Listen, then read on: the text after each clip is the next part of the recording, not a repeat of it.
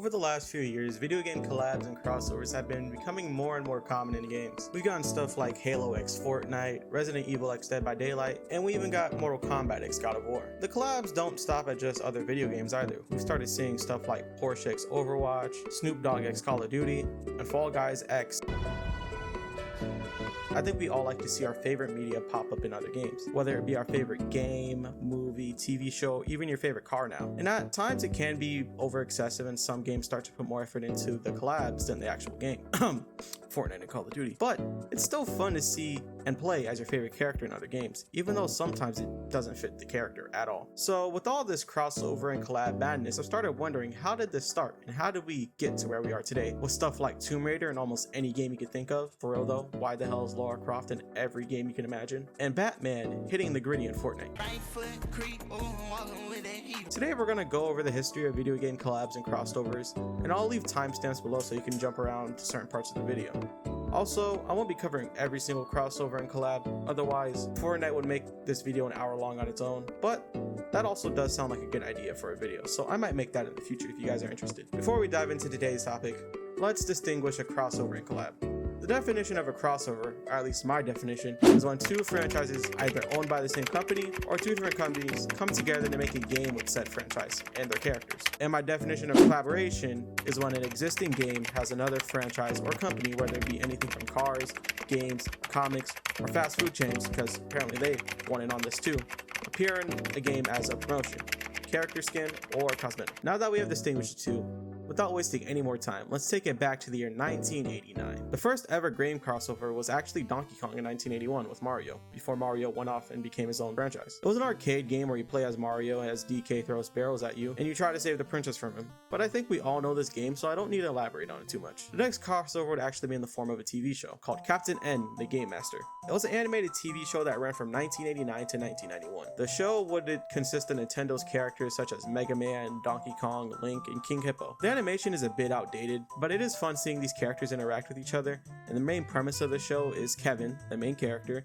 and his dog Duke are taken to another universe and they're sucked into a vortex called the Ultimate Time that formed in his television. I know it sounds cheesy and corny, but it was the 90s, so it kind of fits. If you want to check out the show, the whole series is on YouTube. I'll leave a link to the playlist in the description. But jumping ahead to the year 1996, we would see the first ever comic book and game crossover with the start of the fighting game series Marvel vs. Capcom, but it was originally called X-Men vs. Street Fighter. It was released as an arcade game with a roster of 16 characters. The roster consisted of 8 X-Men characters: Magneto, Juggernaut, Sabretooth, Storm, Gambit, Rogue, Cyclops, and of course Wolverine. And then 8 Street Fighter characters: Ryu, Ken, Charlie, Cammy, Chun-Li, Zangief, M. Bison, and Dhalsim. Also 2 secret characters, Apocalypse and Akuma. I personally love the animation quality, but I'm also a sucker for pixelated games with sprites, so I'm a little biased, not saying it looks bad, because can someone honestly tell me this game doesn't look good? The game was a success, obviously, and released 2 more games in 1997 and 1998, with both new characters and new maps.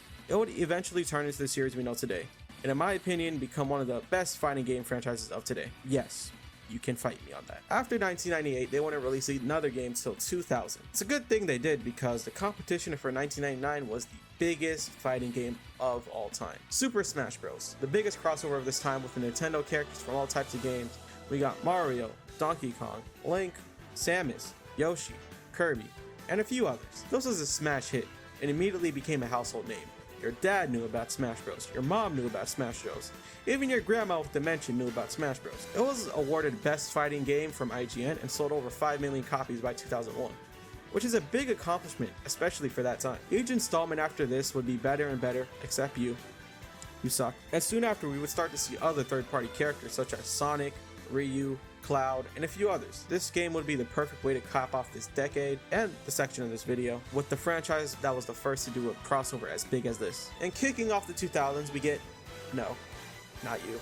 We get the first Kingdom Hearts game, a collaboration between Square, other known as Square Enix, and Walt Disney. This game would feature characters and locations from various Disney movies, and also some elements from Final Fantasy, but also some original content and locations made specifically for the game. The protagonist is Sora, and you are accompanied by Donald and Goofy. This game would spawn yet another iconic franchise with Kingdom Hearts 2 in 2005, but god damn it, we are still waiting for Kingdom Hearts 4!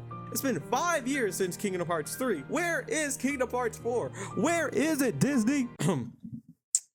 Anyways, in 2007, we got the first ever Mario and Sonic Olympics. I never personally played these games, but they always looked a little fun to me as a kid, mainly because I was obsessed with Sonic. And the roster consisted of various Sonic and Mario characters, such as Sonic and Mario, obviously, Luigi, Tails, Bowser and Knuckles, and a few others. This game is straightforward and doesn't mean much explaining. You play various Olympic games and prove to your friends why Sonic is better than Mario. It sounds like a fun time. A year later, we would actually see a game not based around crossovers, like the past games I've mentioned, but our first collaboration in a game. Soul Calibur 4 would bring the first collab to a game and the first collab to a fighting game. Probably one of the most funniest and broken collabs of that time, or all time actually. Soul Calibur would do a collaboration with Star Wars and bring both Darth Vader and Yoda to the game. And it wasn't Vader that was broken, but Yoda. The only way you could hit him was by only doing low attacks, and Yoda was so fast, it was a nightmare fighting him. But honestly, I think it was funny as hell. Just look at his little body flying around. It's hilarious. This game would start the trend of bringing guest characters to fighting games like in Mortal Kombat. And speaking of Mortal Kombat, we got MK vs DC in the same year as Soul Calibur 4. And in my opinion, the game isn't as bad as people say it is. I would even go as far as saying it's better than Mortal Kombat 1, but y'all ain't ready for that conversation. Maybe it might be because I'm nostalgic for it and loved fighting my dad in it, and tackling people off buildings into the next stage. And honestly, I wish they kept the stage changes in Mortal Kombat, even though we already got it in Injustice. But why not just put it in every game? If Tekken could do it, why can't we? This was something unique, and it was also cool seeing Batman fight Scorpion. The roster was fairly sized with 20 characters, half from DC and half from MK, and each character having a fatality or heroic brutality. And I can't lie, none of them look that good. They all look kind of goofy and funny though, so I can't hate on it too much. Not too many noteworthy collabs during the 2000s, but as we enter the 2010s, the amount is just gonna ramp up more and more. But real quick, if you watch this far, it would mean a lot if you subscribe. I want to hit 500. No, I want to hit 1,000 subs before the end of the year. I've been doing this YouTube stuff for a couple years now, but I've started taking it more seriously this year. So, you know, help me out a little. You get to see more videos like this in the future. And if you want to see me talk about something, just leave it in the comments below. But without wasting any more time, kick off the 2010s, we get 3 more fighting games. God damn it. In 2011, we saw Mortal Kombat 9, or Mortal Kombat 2011, having 2 guest characters, which were Kratos, if you had it on PlayStation, and Freddy Krueger, which is the first ever horror character to collab with a video game, and was a great addition to the franchise. A few months after the release of MK9, we would see Marvel vs. Capcom 3. I know I already mentioned them a little bit ago, but this is what I believe is the best Marvel vs. Capcom game. That also might be this now just talking. Having a pretty big roster with 36 characters, and 18 characters from Marvel, with the characters like Spider-Man, Ghost Rider, and Deadpool, and many more. And the other half of the roster having characters from various Capcom-owned properties, not just Street Fighter, but Devil May Cry and Resident Evil as well. Jumping right into 2012, we would see another Capcom crossover. Why the fuck?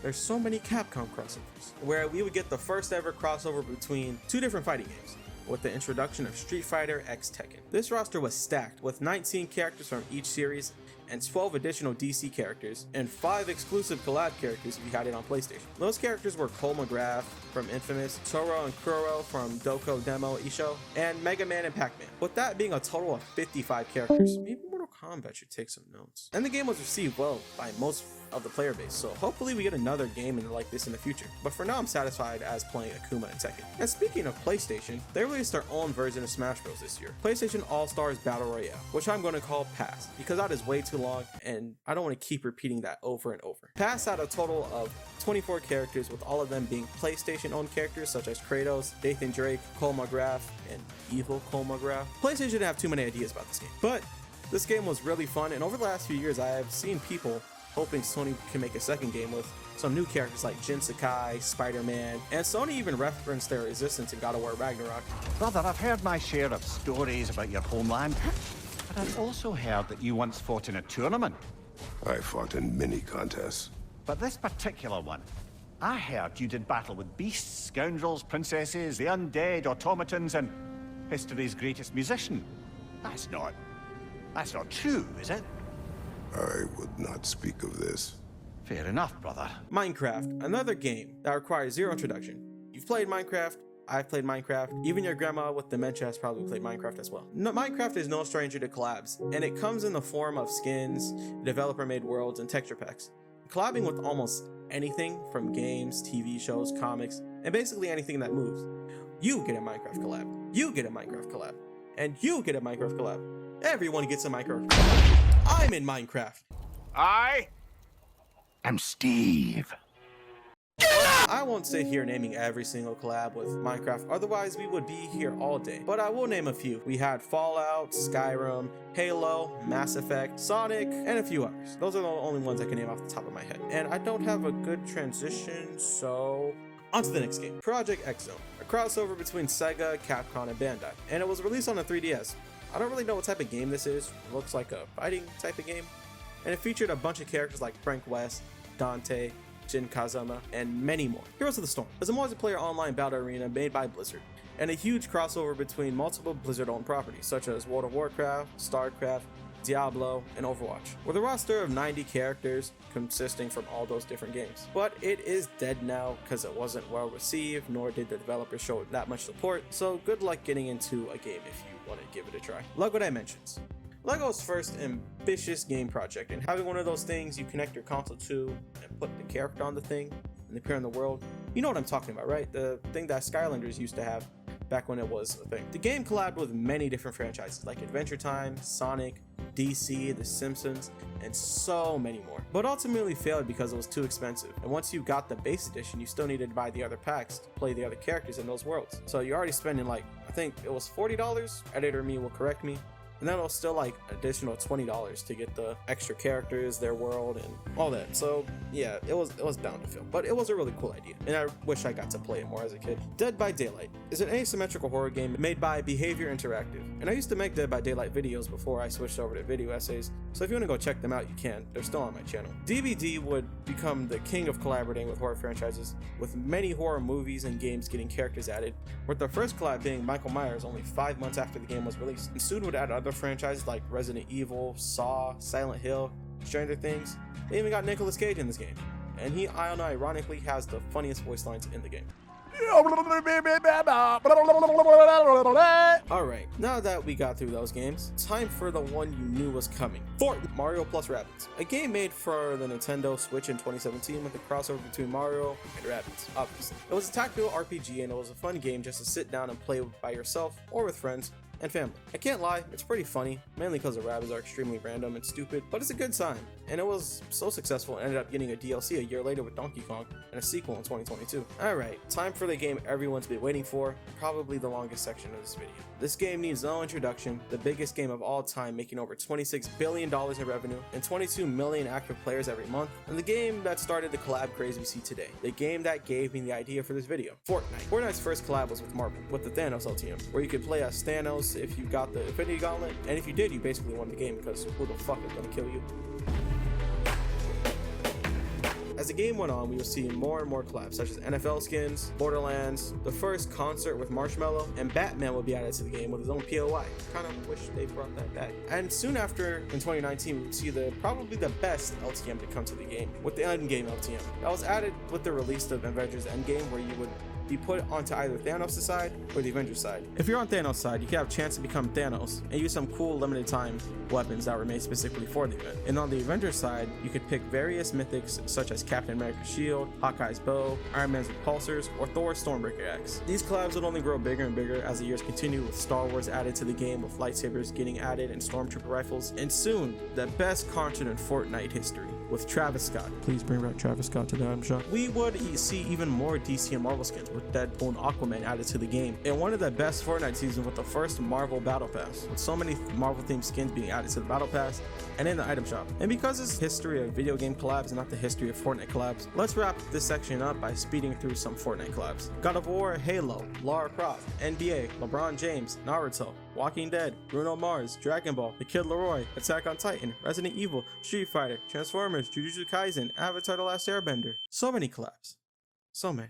And leaving the 2010s, we enter the current decade, 2020. And this is where we start to notice the domino effect Fortnite created, with almost every game you could think of collabing with some type of franchise, with movies, TV shows, and other games, and throwing other companies like cars, shoes, clothing, and soon enough we're going to start seeing Pepsi Man and Fortnite, I bet.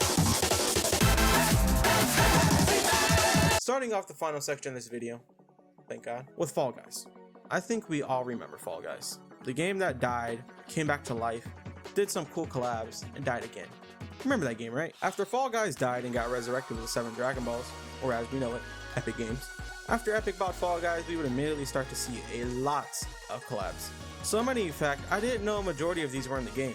We have Scout from TF2, Jacket from Hotline Miami, fucking Aim Lab, what the f? And I thought Fortnite was the king of collabs, but apparently it's Fall Guys. If you have 1 subscriber on YouTube, they'll put you in the damn game. Every collab that I've mentioned previously is most likely in Fall Guys, and I think most of them actually are. With not many collabs in 2020 because I basically told you about them.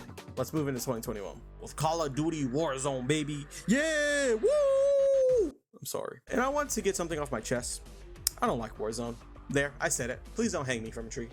I just think COD has been on a slow decline since MW 2019, last quote-unquote good COD game I genuinely enjoyed. And each game has been the same year after year, putting more effort into Warzone with barely any reason to actually buy the new game. But we are going to stick to the topic. And it does have a decent sized catalog of collabs, and some fitting ones. The collabs consist of horror icons like Jigsaw and Leatherface, The Boys with Black Noir and Homelander, and a few others. Action movie characters like Rambo, The Terminator, and Judge Dredd. Spawn and Tomb Raider, who, like I mentioned before, is in every fucking game you can imagine. The collabs usually bring operator skins, special finishers, and weapon skins. I gotta say though, I fucking love the finishers for The Boys crossover. They also have some wacky ones like Kevin Durant, for some reason, both Nicki Minaj and Snoop Dogg, WWE with Rey Mysterio and Cody Rhodes, and Godzilla, which in my opinion has the best finishers in the game, and the funniest ones too. Some of the collabs sometimes have special events and special themed weapons and items, which reminds me of a certain game that does the same thing. Oh well, I can't remember it. Real quick, before we hop into the next year, I know this video is weirdly structured, and I'm trying to go year by year and not mention games more than once or twice, which is why I haven't talked about every single Smash Bros collab or every Mortal Kombat DLC, and just talk about the game / franchise as a whole, but also I sometimes won't mention a game till they do a collab. Like right now, we will start to see Rainbow Six Siege break into the collab market. If you haven't heard or played of Rainbow Six Siege, don't. Once you play that game, you sign a 10-year contract that is secretly a contract for life. But kicking it off with a Resident Evil collab, making Leon, the GOAT, Kennedy a skin, and Jill Valentine. And a couple months later, they would bring Rick and Morty operator skins, and also other stuff like Nier and Dead by Daylight, which had Trapper and a Huntress operator skins. It's been almost a year since their last collab, so I don't know if they stopped doing them or just slowed down with it. Only time will tell. Oh, would you look at that? We have a guest. Hey Overwatch 2, now that you're finally out, you gonna bring those new updates and features to the game?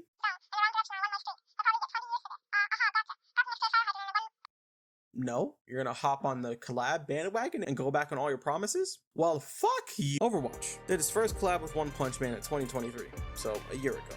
And we'll go on to do a few other collabs with Cowboy Bebop, Porsche, Diablo, World of Warcraft, and Transformers as of recently. Now, I don't want to spend too much time on Overwatch because it makes me really sad and mad thinking about the game we could have gotten. So let's move on before I get this video age restricted. In 2023, we would see the release of Street Fighter 6, the actual fighting game of the year, but y'all know my thoughts on MK1. If not, go watch this video. And I do see the vision for some of these collabs, but some of them were, weird. Yeah, gotta say, you're photogenic. They have done a decent amount of collabs since the launch with franchises like Ninja Turtles, Spy X Family, Fatal Fury, and Monster Hunter. Finally, we're getting to where we are now, 2024. Hasn't seen too many collabs that I haven't mentioned already in this video, but wait, I forgot one. I was already writing that into the script when I realized the biggest crossover game of this year, Multiverses. Multiverses is a WB shot at making a Smash Bros type of game with characters from multiple WB-owned series and franchises. We have DC characters like Batman and Superman and Black Adam, Rick and Morty, Adventure Time, Tom and Jerry, Steven Universe, and many more. This game did originally release in 2022, and it eventually died due to the lack of characters and maps and game modes. It re-released this year at a somewhat better and somewhat worse state, with a few more characters, maps, and game modes, but ultimately died again due to the same problems as before. And I literally forgot it even came out. And it's nothing too special, but it's also not the worst game released this year. I think we all know what game deserves that title. I hope you all enjoyed this journey, going through the different video game collabs and crossovers through the years,